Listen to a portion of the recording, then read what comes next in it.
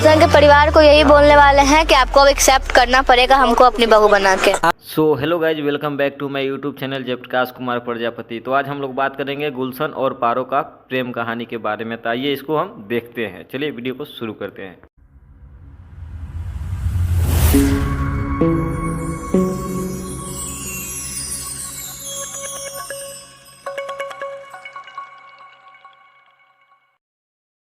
आप लोग वीडियो में जैसे कि देख सकते हैं, गुलशन कुमार पारो के मांग में सिंदूर भर रहे हैं और इस कहानी को हम लोग गाने के माध्यम से सुनेंगे, जिस गाने को सिंगर दीपक दिलदार जी ने गाया है। तो आइए सुनते हैं। का ये भौजी कौन कांड कइले बारू? भैया का पूछता रहा?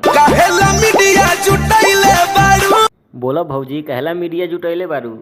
हम बोलावे थोड़ी गइल बने। अच्छा, तो बिना बोलौले आ गइल बा? का भई रहे हो दिन बताओ तो। बताओ भौजी, हम तोहरा साथ बानी। यही हुआ था कि सरस्वती पूजा में हम गए थे स्टेज शो करने के लिए, तो वो आए थे और मेरे मांग में सिंदूर डाल दिया।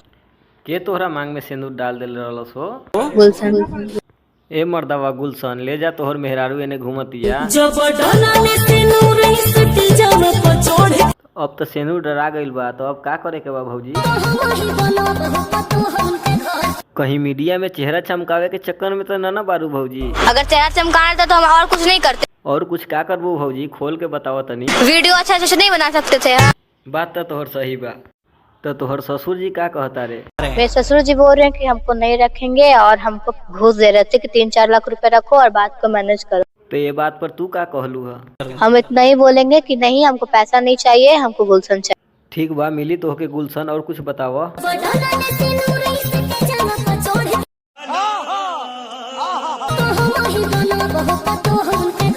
अरे भौजी, सुने में आवता कि तोहर शादी पहले से भइल बा? नहीं, गलत बात है, प्रूफ दीजिए ना। सारी सुधार ठीक बा भौजी, शादी नइखे भेल तक बॉयफ्रेंड रखले बारू? मेरा बॉयफ्रेंड था मगर उसको हम छोड़ चुके हैं। तो तोहर बॉयफ्रेंड पहले से बा, तो गुलशन कुमार रखी तोहरा के?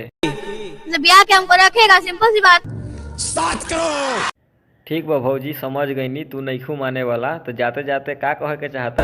और हम मरेंगे तो मेरा पूरा आरोप गुलशन के पापा के पास जाए। माने कि साफ फसाइए के मन बू ना। इसी के साथ हम अपने वीडियो को समाप्त करते हैं। वीडियो कैसा लगा हमारे कमेंट बॉक्स में जरूर बताएं। अगर आप इस चैनल पे नए हैं तो हमारे चैनल को सब्सक्राइब जरूर कर ले। यह गाना बहुत ही अच्छा है। गाने के माध्यम से बताया गया है गुलशन और पारो की प्रेम कहानी के बारे में। इस गाना को एक बार जाके आप जरूर सुनिए, बहुत ही अच्छा गाना है।